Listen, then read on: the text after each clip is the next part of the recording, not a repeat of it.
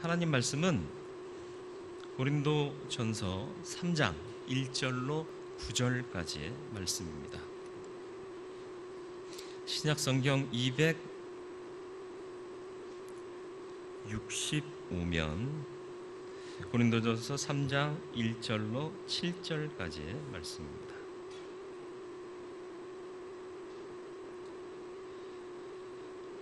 말씀 봉독해 드리겠습니다. 형제들아, 내가 신령한 자들을 대함과 같이 너희에게 말할 수 없어서 육신에 속한 자 곧 그리스도 안에서 어린아이들을 대함과 같이 하노라. 내가 너희를 저주로 먹이고 밥으로 아니하였노니 이는 너희가 감당하지 못하였음이거니와 지금도 못하리라. 너희는 아직도 육신에 속한 자로다. 너희 가운데 시기와 분쟁이 있으니 어찌 육신에 속하여 사람을 따라 행함이 아니리요. 어떤 이는 말하되 나는 바울에게라 하고 다른 이는 나는 아볼로에게라 하니 너희가 육의 사람이 아니리요. 그런즉 아볼로는 무엇이며 바울은 무엇이냐? 그들은 주께서 각각 주신 대로 너희로 하여금 믿게 한 사역자들이니라. 나는 심었고 아볼로는 물을 주었으되 오직 하나님께서 자라나게 하셨나니 그런즉 심는 이나 물 주는 이는 아무것도 아니로되 오직 자라게 하시는 이는 하나님뿐이니라. 심는 이와 물 주는 이는 한 가지이나 각각 자기가 일한 대로 자기의 상을 받으리라. 우리는 하나님의 동역자들이요 너희는 하나님의 밭이요 하나님의 집이니라. 아멘. 오늘도 말씀 앞에 섰습니다. 말씀을 통하여 하나님의 뜻을 깨닫게 하시고 들은 말씀대로 순종함으로 하나님의 사람답게 살게 하여 주옵소서. 믿는다 하면서도 내 소신으로 살 때가 얼마나 많습니까? 내 소신을 꺾고 하나님의 뜻을 받들게 하여 주옵소서. 말씀 가운데 성령께서 지혜로 역사하시기를 예수 그리스도의 이름으로 기도드리옵나이다. 아멘. 하나님의 동역자들, 동역자의 의미를 아십니까? 동역을 해보신 적 있으세요? 같이 일하는 게 쉬워요? 어려워요? 어려워요. 쉬울 것 같죠? 백지장도 맞들면 나을 것 같죠? 백지장 잘못 들면 찢어집니다. 그런데 같이 호흡을 안 맞추면 찢어져요. 그런데 동역하기는 정말 어렵습니다. 왜냐하면 내 생각이 다 있어요. 늘 우스갯소리로 말씀드리지만 김장 담글 때도요, 야 그거부터 넣으면 안 돼 이러고 있잖아요. 서로 담는 방식이 달라요. 그 된장찌개 끓일 때도 옛날에는 된장을 풀고 끓여라, 막 끓을 때 넣어서 풀어라, 여러 가지 방법 있잖아요. 어떤 게 정답이에요? 맛있게 끓이면 그게 정답이에요. 맛있게, 영양가가 파괴 안 돼요. 굳이 그렇게 절차와 과정이 그렇게 중요한 건 아니에요. 중요한 건 핵심, 그 중심이 뭐냐? 먹고 맛있을 거냐? 맛을 추구한다면, 건강을 추구한다면 정말 먹고 건강해질 거냐? 이거잖아요. 근데 우리는 본질을 놓치고 부차적인 것에 목숨을 건다는 거죠. 그건 아니다, 이거다. 아니요, 그렇지 않아요. 그렇게 해도 되고 저렇게 해도 돼요. 우리가 흔히 판단하는 판단 기준이 하나님의 판단 기준과 같나요? 전혀 다릅니다. 전혀 다릅니다. 그렇기 때문에 이건 위험한데? 이건 아닌데? 해도 하나님은 그걸 통해서 일하십니다. 제가 가장 많이 예를 드는 사람이 마리아예요. 마리아가 수태고지를 받아요. 여러분 상상해 보세요. 처녀예요. 너 애 가진다? 그러면 어머 감사해요. 그럴 처녀가 세상에 어디 있어요? 지금은 그나마 나아요. 그 당시는 처녀가 아이를 가지면, 혼인하지 않은 처녀가 혼인하지 않은 상태에서 아이를 가지면 어떻게 돼요? 죽음이에요. 돌로 맞아 죽어요. 혹여 피해서 몰래 애를 낳았다 할지라도 어떻게 먹여 살리고 어떻게 먹고 살 거예요? 지금이야 여자분들이 나가서 돈 벌려면 벌 수 있어요. 근데 그 당시는 여자가 할 수 있는 일이 극히 적었을 뿐만 아니라 그거 해가지고 먹고 살 수가 없어요. 결국은 이래도 죽고 저래도 죽는 거예요. 근데 그 말씀을 받은 마리아가 어떻게 응답해요? 주의 계집종이오니 주 뜻대로 되리라. 제가 여자가 아니라서 그런지 몰라도 잘 느껴지지가 않는데, 내가 마리아였더라면 지금 내가 가지고 있는 것 다 포기하고 정말 죽게 된다면, 이런 생각을 해보면 이 결정 쉽지 않습니다. 그리고 만약 하나님께서 너 죽을 위험이 있는데 일해, 그러면 내가 과연 할 수 있을까? 이런 질문을 해보게 돼요. 여러분 어떠세요? 내 스타일이 아닌데 이렇게 가래요. 그럼 가시겠어요? 내 스타일대로 살려고 하기 때문에 분쟁이 생기는 거예요. 애들 싸우는 거 보셨어요? 뭐 갖고 싸워요? 장난감 갖고 놀다가 우리 집에는 이거 3개나 더 있다? 야, 3개 갖고 그러냐? 우리는 4개 있다? 그러면 한 놈이 딱 나타나가지고 우리 집엔 10개 있어. 이렇게. 그리고 또 꼭 그 애들 노는 데는 대장이 있어요. 나이가 좀 많고 또 좀 가끔 애들한테 껌이라도 나눠주고, 야, 요즘은 애들이 껌 나눠준다고 따르진 않겠구나. 우리 때는 그랬잖아요. 씹던 껌도 너 씹어 그러면서 주면 그게 은혜였잖아요. 저는 안 했어요. 저는 안 그랬습니다. 저는 이제 결벽증이 좀 있어가지고 그런 거 절대 허용하지 않았습니다. 하나님이 저를 지키시려고 결벽증을 주신 줄 믿습니다. 애들 노는 거 보면 별것 아닌 것 같고 따지고요. 그리고 또 어떤 놈은요, 난 울트라맨 될 거야. 요즘 애들은 뭐 되려고 그래요? 하여튼 제가 옛날 사람이라 좀 양해하고 들으세요. 울트라맨 될 거야 그러면서 막 집에서도 턱턱 이렇게 걸어요. 그래서 왜 그래? 아빠가 묻죠. 아빠, 나는 울트라맨 될 거야. 울트라맨 되고요. 울트라맨보다 더 센 게 뭐예요? 우리 때는 건담이었는데 요즘 로봇은 뭐예요? 건담 된다고. 넌 울트라맨이냐? 난 건담이다. 그러면서 더 각지게 걷고. 어른들이 보면 한심하죠. 어이가 없죠. 저걸 사람 만들려고 낳아놨더니 저게 로봇 되겠다고 저러고 있으니 웃기는 거잖아요. 근데 애들은 그게 좋은 거야. 근데 나이가 먹을수록 로봇 되겠다는 어른을 본 적이 없어요. 여러분 중에 울트라맨이나 로봇 건담 되고 싶으신 분 계시면 손 들어주세요. 아니, 손 들지 말고 우리끼리니까 조용히 저한테 카톡 좀 보내주세요. 저 은밀히 좀 만나고 싶어서. 말도 안 되는 짓거리를 하고 말도 안 되는 일을 하려고 하는 게 어리석은 어린아이의 모습이에요. 예수께서 이와 같은 자가 천국에서 큰 자니라 하고 칭찬했던 어린아이는 순진무구한 순전한 어린아이를 말한 거고, 오늘 본문에서 어린아이와 같다라고 얘기하는 바울의 어린아이는 자기 욕망과 자기 생각의 틀에 잡혀서 그거 하나 깨뜨리지 못하는 그런 아이를 얘기해요. 마트 가면 꼭 한 번씩은 보는 거. 애들이 땡깡 부리고 엄마는 아이 알밤 때리고. 사람 많으니까는 거기서 정말 제재와 강력한 체벌은 못하고 시키 그러면서 애는 더 억울해서 울지요. 결국은 그 사건의 발단이 뭐죠? 저거 사달라는 거예요. 전 마트 가서 저거 사줘 그러면서 막 울거나 그런 적이 없어요. 요즘. 왜요? 나이 먹었는데 가가지고 저거 안 사준다고 울고 있으면 제정신이에요? 이상한 놈이잖아. 나이 먹고 자랐으면 내 것 양보할 줄도 알아야 되는 거예요. 하고 싶어도 참아야 할 때는 참는 거예요. 그게 성숙이에요. 그게 어른이 되는 거예요. 근데 고린도에는 분쟁이 많았다는 거예요. 갈등이 많았다는 거예요. 하다못해 나중에는 사역자들을 빌미로 삼아 바울파, 아볼로파가 생겼다는 거예요. 그리고 더 가면 게바파, 예수파도 생겨요. 그리스도파. 이들이 싸웠나요? 이들이 갈등을 일으킨 자들인가요? 이들이 다른 얘기를 한 자들인가요? 자기들의 빌미를 삼기 위해서 누구 이러면서 추정한 거예요.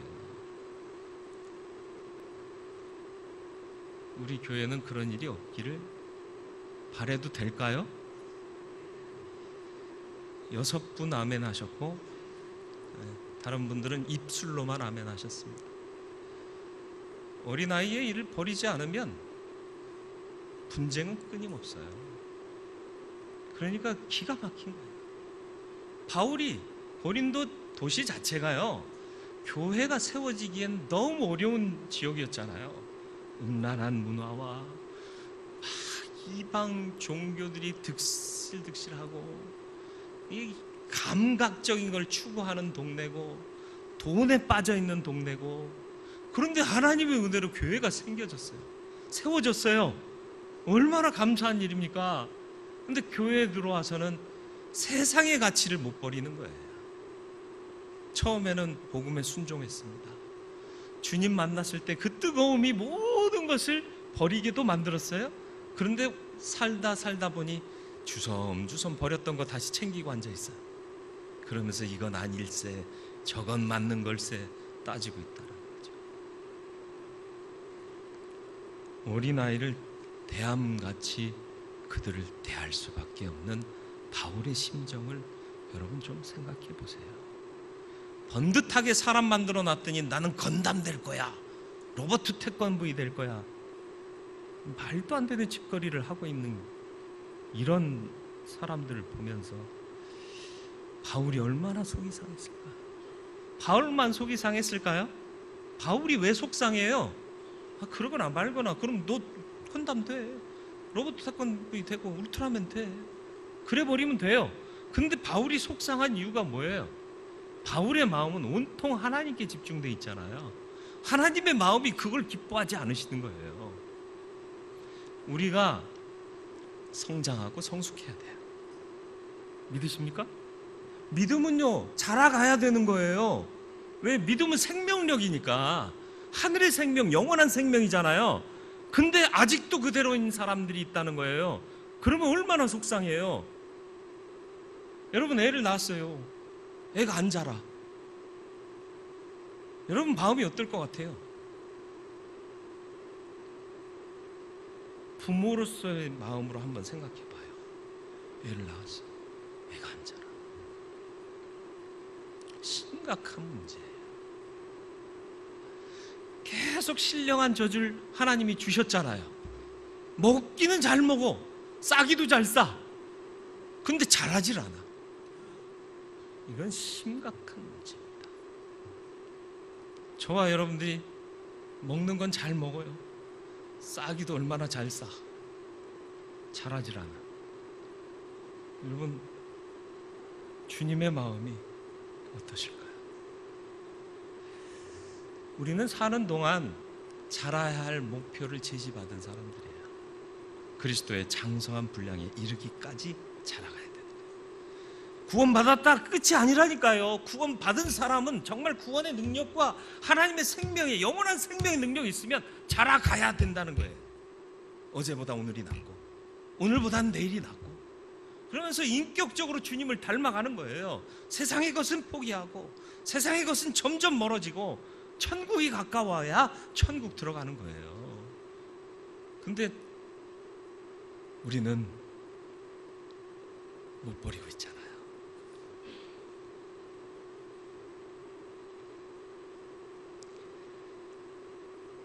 욕망의 지배를 받고 계십니까? 내 생각이 옳다고 핏대를 세우고 계십니까? 어린아이입니다. 하나님은 아닌 듯한 걸로도 당신의 뜻을 이루어 가세요. 광야 40년이 축복의 시간입니까? 여러분 어떻게 생각하세요? 출애굽한 이스라엘 백성들이 일주일 만에 들어갈 수 있는 거리를 40년을 살았어요. 광야에서 삶이 축복입니까? 어떻게 생각하세요? 토요일 날 꿀 먹지 말라니까. 광야가 축복이에요? 아니에요. 괴로움입니다. 그러나 축복 맞습니다. 하나님이 주신 복이에요. 왜요? 그 광야 생활을 통해서 출애굽 2세대들은 온전히 하나님만 의지하고 신뢰하는 믿음을 가졌습니다. 그러니까 모세에 비하면 여호수아는 별것 아니에요.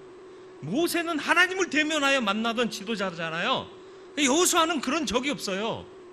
단지 이제 하느님의 천군을 만난 적은 있어요. 그러나 어쨌든 모세에 비교하면 아무것도 아닌 그 여호수아가 리드하여 가나안을 정복하러 들어가는데 다 마음을 같이 하고 하나님의 뜻을 순종하고 하나씩 하나씩 승리를 얻어가잖아요. 물론 전부 다는 아니었어요. 그 중에 이상한 놈 한두 놈은 있었어요. 한두 놈이었고요. 그 영향력 때문에 큰 패배를 당한 후에 엄청난 하나님의 징계를 그들이 몸소 행하게 되죠. 같은 공동체의 일원을 잘라내거나 그러는 거 쉽지 않아요. 그러나 악이 누룩처럼 퍼져서는 안 되니까 단호하게 잘라내는 거예요. 그게 하나님의 뜻인 겁니다. 광야 1세대들은요 대다수가 반역했어요. 누가 한마디 내면 우르르 몰려서 네 말이 맞다 그러면서 여러 사람들이 하나님이 세운 지도자를 대적했습니다. 그러나 광야 2세대들은요 한두 명, 그 외에는 모두가 마음을 합하였습니다. 그러니까 가나안이 정복된 겁니다. 하나님은 이 시대에도 같은 역사를 이루고 계십니다. 광야가 왜 축복이냐? 광야 40년을 통해서 구름기둥과 불기둥만 따르는 삶을 살았어요. 구름기둥과 불기둥이 뭐예요? 하나님의 인도하심. 하나님의 인도하심을 따라야만 우리는 이 안에서 살 수 있다. 오직 하나님, 오직 주님. 이 믿음을 우리가 아직 못 배웠다면 하나님은 우리를 광야 40년으로 내모실 수도 있습니다. 광야는 누구라도 살고 싶지 않은 곳입니다. 그러나 그것을 통하여 우리가 바르게 될 수 있다면 하나님은 그 길을 선택하십니다. 그것이 축복입니다. 고난이 내게 유익이라, 고난받은 것이 내게 유익이라, 이로써 내가 주의 윤례를 알게 되었다. 그 고백이 우리의 고백되기를 바랍니다. 내 맛에는 안 맞아요. 내 뜻에는 안 맞아요. 그러나 하나님이 가자 하시면 동역하는 거예요. 동역하는 거예요. 하나님의 동역자 되는 저와 여러분들 되기를 바라고, 그러기 위해서는 어린아이의 일을 버리고 신령한 자가 되기를 축원합니다. 신령하다는 게 뭐예요? 기도했더니 하나님이 가지 말래요. 이게 신령한 게 아니에요. 항상 주님의 뜻이 내 삶의 1순위가 돼서 하나님이 기뻐하실까? 아닐까? 빌 하이빌스 목사님은 이 동네에서 저 동네 갈 때에도 하나님 어느 길로 갈까요? 기도했대잖아요. 우스워요. 세상적인 생각으로 들으면 우스워요. 아무 데로나 가면 되지. 우리는 그 왜 좋은 내비게이션 있잖아요. 제일 빨리 안내하는 그 맵, 그죠? 네. 그거 따라가면 되잖아요. 아니요. 작은 일 하나조차도 하나님의 뜻이 어디 있는가를 알고 행하고 싶은 마음이 있는 거예요. 그 마음이 귀중한 거예요. 만약에 이 길을 택해서 갔는데 공사 중이요. 꽉 막혀서 1시간 늦게 도착했어. 그래도 하나님의 뜻을 따랐다면 그게 은혜예요. 그렇게 고백할 수 있어야 돼요. 빠름이 발음이 아닙니다. 발음이 빠름입니다. 무슨 말인 줄 아시겠어요? 빨리 하고 싶죠? 빠른 길을 선택해요? 그런데 빠른 길이 바른 길이 아니에요. 바른 길은 더뎌 보여요. 돌아가는 것 같아 보여요. 속 터져요. 그런데 바른 길을 선택하는 게 하나님의 일을 이루는 일이라 가장 빠른 길이 될 수 있다는 얘기입니다. 그러니까 빠름에 집착하지 마시고 발음에 집착하시길 바라요. 그게 성숙한 그리스도인이 되는 길입니다. 빨리 되고 싶으세요? 빨리 하고 싶으세요? 발음을 포기할 수밖에 없어요. 바르게 가고 싶어요? 기다려야 돼요. 우리 못 기다리잖아요. 이스라엘 나라가 왜 어려움을 당하게 됩니까? 못 기다리는 거예요. 못 기다리는 거예요. 사울이 왜 버림받았어요? 결정적인 이유가 뭐예요? 사무엘이 와서 제사하기로 했어요. 제사하고 전쟁에 임하기로 했어요. 근데 시간이 되고 날이 됐는데도 사무엘이 안 와요. 안 되겠다, 내가 해야겠다, 이러다가 우리 다 도망가겠다, 전쟁 못하겠다. 그래서 자격 없는 사울왕이 제사를. 이건 아니잖아. 기다려서 늦게 와도 주의 종이 행하시면 하나님이 역사하시는 거예요. 언제 이스라엘이 자기네들의 군비와 좋은 전쟁 무기로 승리했습니까? 그런 적 없어요. 하나님이 도우셨을 때 승리했어요. 저와 여러분들이 미숙한 사람이지 않길 바라고요. 미숙한 사람이면 성숙한 사람이 되도록 힘쓰고 애써야 할 줄로 믿습니다. 어렵고 힘들고 부담된다고 쉬운 것만 찾으면 안 돼요. 어렵고 힘들어도 참고 해야만 돼요. 자격증 따는 거 쉬워요, 어려워요? 점점 자격증이 어려워져요. 우리 운전면허 딸 때는요, 공식대로만 꺾고 나가면 띵동 합격됐어요. 근데 요즘은요, 또 면허도 더 어려워진대요. 더 어렵게 한대요. 왜요? 잘못 주면 사고 나니까. 어렵게 배워야 잘하는 거예요. 대충 배우면 실력 없는 자 되는 거고, 실력 없는 자는 나만 망할 뿐만 아니라 남도 망하게 할 수 있다니까요. 그래서 바울은 미숙한 사람 되지 마라.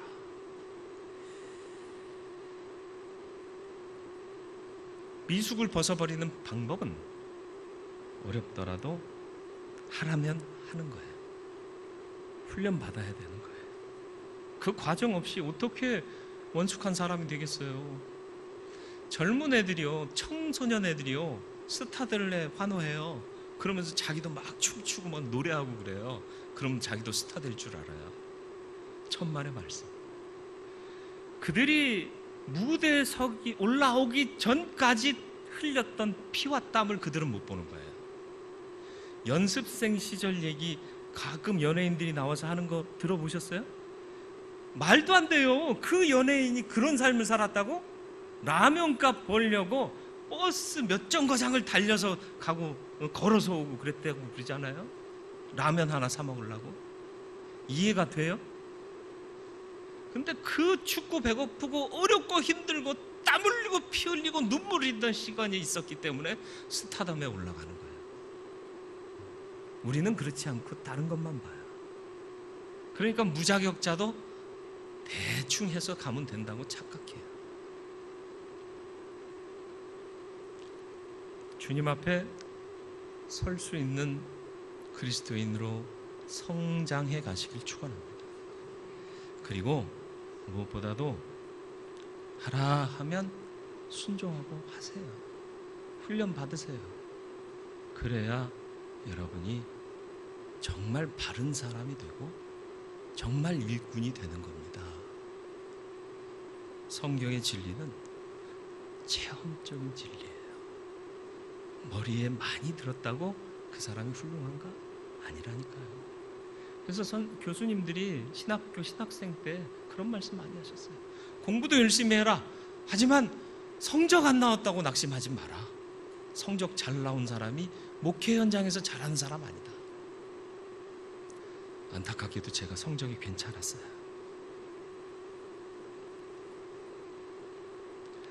순종이 많은 사람일수록 영적인 이해도가 깊고 빠릅니다. 해보니까 은혜더라 깨닫게 되거든요. 하나님의 진리는 체험해서 얻는 진리거든요. 머리에 담고 있다고 그 사람이 변화되는 게 아니거든요. 해봐야 변화되는 거거든요. 현장에서 맛봐야 되는 거거든요. 현장에서도 내 틀에 쌓여 있으면 못 바뀌거든요. 깨워줘야 되거든요. 많은 눈물을 흘려야 되거든요. 제가 바라는 게 뭐라고요? 우리 교회가 몇천 명 되는 교회 되기를 원치는 않아요. 그러면 저는 뭐 좋아지겠죠. 여러 가지로 좋아져요. 교계에서도 인정받을 것이고, 어디 후원이사회 나오라고 그래서 나가보면 자꾸 뭘 이렇게 부담해야 되는 게 있어서 꼬리 내리고 들어오고 그러는데, 그런 거 당당하게 할 수도 있겠죠. 커지면. 근데 커지는 게 중요한 게 아니에요. 여러분, 한 사람 한 사람이 성숙한 그리스도인 되어서 다 천국에 들어가는 거예요. 내게 맡기신 양무리의 그 어느 누구도 세상의 생각 때문에 고집 피우고 살다가 천국에 들어가지 못하는 미달의 신자가 되지 않고, 모두가 그리스도의 장성한 분량에 이르기까지 성장 성숙하여서 천국에 합당한 자로 다 천국에 들어가는, 그게 제 사명으로 알고 목회하고 있어요.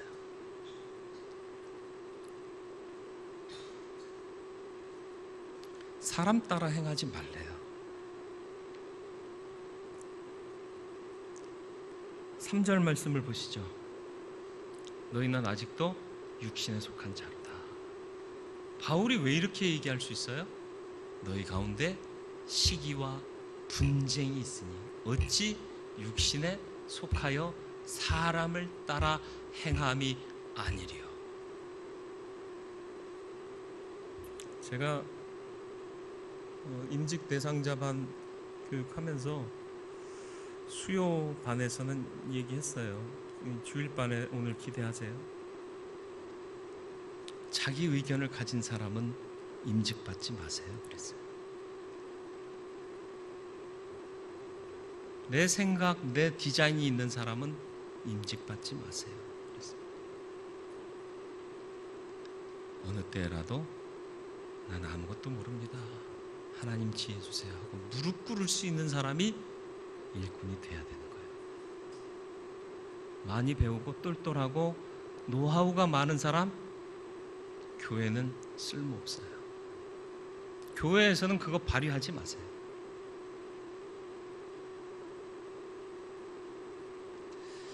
아볼로파, 바울파로 나뉘었어요. 바울은 개척했고 아볼로는 그 개척한 교회 후임자로 온 사람이에요. 아볼로가 누군가요?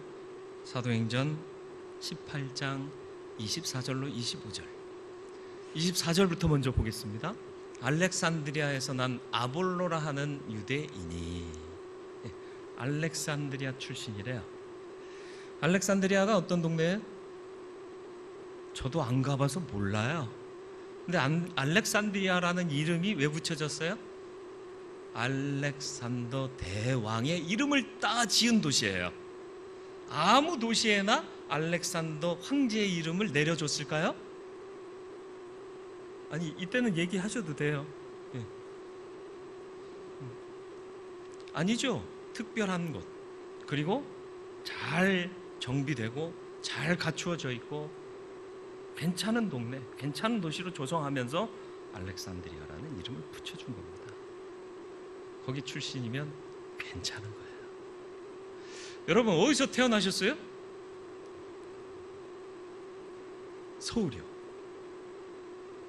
모 구요. 어떤 구에서 태어났어 그러면 우와 그러잖아요.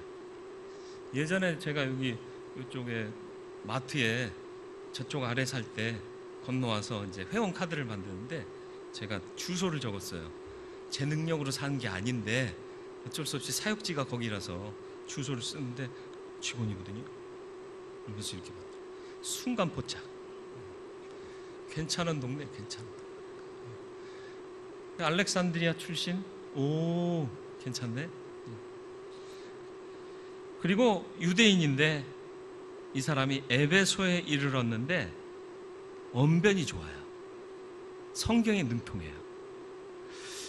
여러분, 보이스피싱에 당하는 사람들 얘기 들어보면 답답하잖아요. 그걸 왜 당하지? 그런데 여러분이 받으면 당해요. 왜요? 말빨, 언변, 사람들은 중심을 못 봐. 그러니까 당하는 거예요. 그래서 하나님 나라는 말에 있지 않고 능력이 있다는 거예요. 말 잘하는 것 같고 승부하면 안 되는 거예요. 논리적이고 체계적이고 있어 보이고 아니라고. 배우지 말라는 얘기가 아니에요. 좀 착각하지도 말고 좀 그렇게 오해하지도 좀 말고, 또 게다가 성경에 능통해요. 와, 말도 잘하고 성경에도 능통해요. 최고의 목회자 아닙니까? 근데 그가 일찍이 주의 도를 배워 열심으로 예수에 관한 것을 자세히 말했대요. 최고 아닙니까? 최고? 그런데 마지막을 보세요. 말하며 가르치나 요한의 세례만 알 따름이라. 다 잘했는데, 다 잘하는 이 사람도 한 가지 맹점이 있었던 거예요. 예수를 통한 성령 세례를 몰랐던 거예요. 그래서 이 사람이 가짜다 이 얘기를 하는 게 아니라, 다 잘했지만 이 사람도 부족함이 있었다. 그건 누가 채워야 돼요? 그건 누가 채워줘야 돼요? 그 부족은 서로 채우는 거예요. 바울이 채워야 되고, 아볼로는 바울이 못한 것을 채워야 하고, 서로 그게 동역하는 거예요. 그래서 결국 나타나는 건 하나님의 영광이어야 한다. 여러분, 공부 많이 하셨어요? 돈 많이 버셨어요? 나의 맹점은 없습니까? 있어요. 그 맹점을 채움받기 위해서 공동체로 모이는 거예요. 그래서 내가 몰랐던 것, 내가 갖지 못했던 것, 그를 통해 보게 되고, 그가 나를 채워주고, 서로 합력하여 하나님의 영광을 위한 공동의 선을 위하여 합력하는 거예요.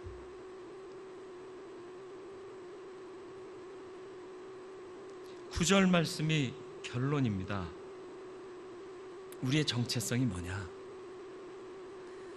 우리는 하나님의 동역자들이요. 동역이 쉽다 어렵다? 어렵다. 때로는 내 뜻을 유보해야 된다. 그리고 함께 결정했으면 우리 모두의 결정이 되는 거예요. 더 이상 말할 필요 없고요. 죽이 되든 밥이 되든 갈 때까지 가는 거예요. 그렇게 해야 되는 게 맞습니다. 그게 동역이에요. 그러면 피드백은 하나님이 주실 거예요. 잘했다, 충성된 종아. 혹은 잘하였지만 이런 점이 모자라는구나. 요한계시록에 7교회 중에 2교회만 칭찬받았어요. 2교회만 모범적인 교회일까요? 아니요. 다른 교회들도요, 다 칭찬받았어요. 단지 부족한 게 있는 거예요. 그 부족을 지적하실 때 아멘 하고 받아서 정말 씁쓸해요. 누가 나 잘못한 거 지적하면 좋아요, 싫어요? 내 뜻과 다른 얘기를 하면 좋아요, 싫어요? 당연히 싫어요. 그런데 그 말씀 듣고 아멘 하고 내 부족한 게 이거였구나 받아들이면 난 온전한 자가 되는 거예요. 근데 됐어, 그런 거 듣기도 싫어, 말하지도 마, 이러면 끝나는 거예요. 주의 말씀 듣고 나를 변화시키세요. 내 주장하기 이전에 주님 말씀하여 주옵소서. 주님 먼저 행하시옵소서. 기도하시길 바랍니다. 그리고 하나님의 밭이래요. 하나님은 뭘 경작하실까요? 하나님이 농부면 하나님이 뭘 경작하실 것 같아요?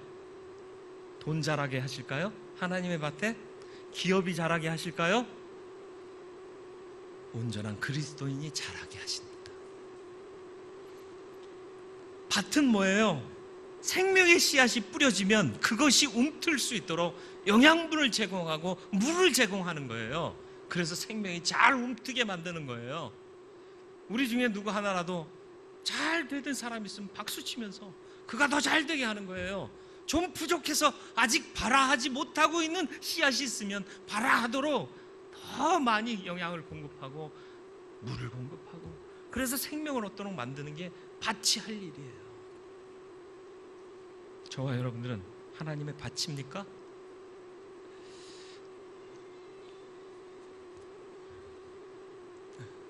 시간이 많이 지났다고 알람을 주셨습니다.